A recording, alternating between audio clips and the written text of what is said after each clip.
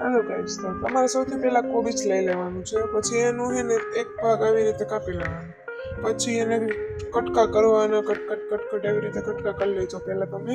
તો આ જે વિડીયોમાં તમને બતાવે છે એવી રીતે કટકા કરી નાખજો. ને પછી એને એક પાત્રમાં લઈ લેજો, આવી રીતે જોઈ લો. લઈ લીધું.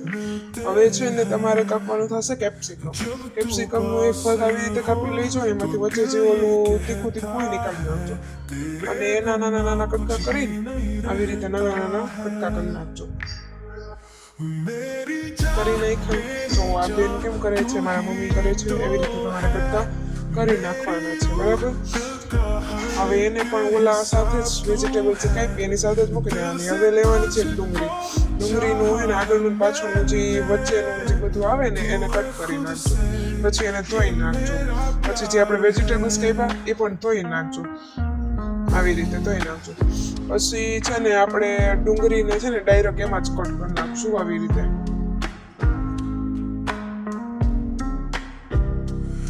કટ કરી નાખશું.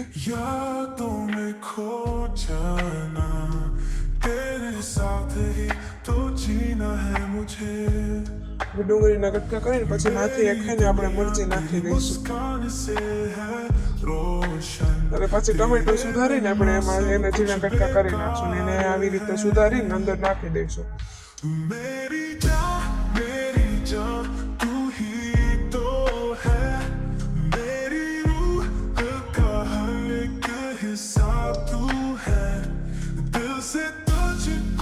હવે એક ડીશ લઈ લઈશું. એમાં આપણું થેપલું મૂકી દઈશું, બરાબર.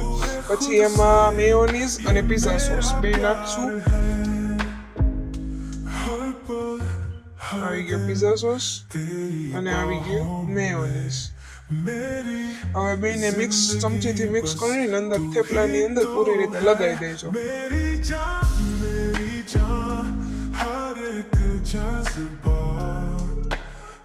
હવે થોડુંક ચીઝ નાખશું. આપણે મોઝરેલા ચીઝ લીધું છે અહીંયા. મોઝરેલા ચીઝ નાખી દેજો.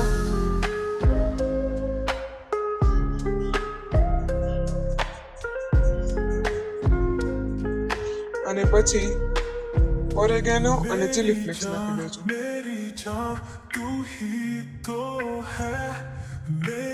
પછી જે આપણે વેજીટેબલ્સ કાપ્યા તે પણ આપણે ઉપરથી આપણે નાખી દઈશું. એને આવી રીતે કંઈક નાખશું. પછી થોડુંક હજી ચીઝી બનાવવા માટે ચીઝ નાખશું. અને પછી હજી એક થેપલું લઈને એમાં મેયોનીઝ અને પિઝા સોસને લગાવી દઈશું. અને ઉપરથી આપણે મૂકી દઈશું. થેપલાની ઉપર આપણે મૂકી દઈશું.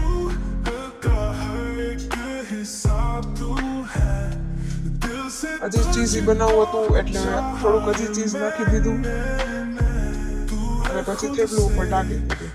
હવે આ થઈ ગયું. પછી તમે એક પેન લઈ લેજો. એની અંદર નાખજો બટર. આવી રીતે મેલ્ટ થવા દેજો એને. બટર નાખીને બટર નાખી દીધું. હવે છે ને માથે થેપલું મૂકી દેજો આવી રીતે કંઈક.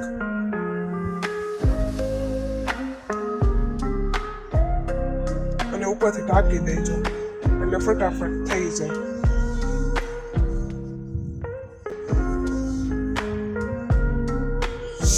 ને પછી હવે આને આપણે ફેરવી નાખશું. કંઈક આવી રીતે ફેરવજો તો પડી ન જાય. આવી રીતે ફેરવી નાખવાનું. થોડીક વાર પછી ફેરવવાનું. જ્યાં સુધી નીચેનું ગરમ થઈ જાય ત્યાં સુધી રાખવાનું. પછી ફેરવી નાખવાનું.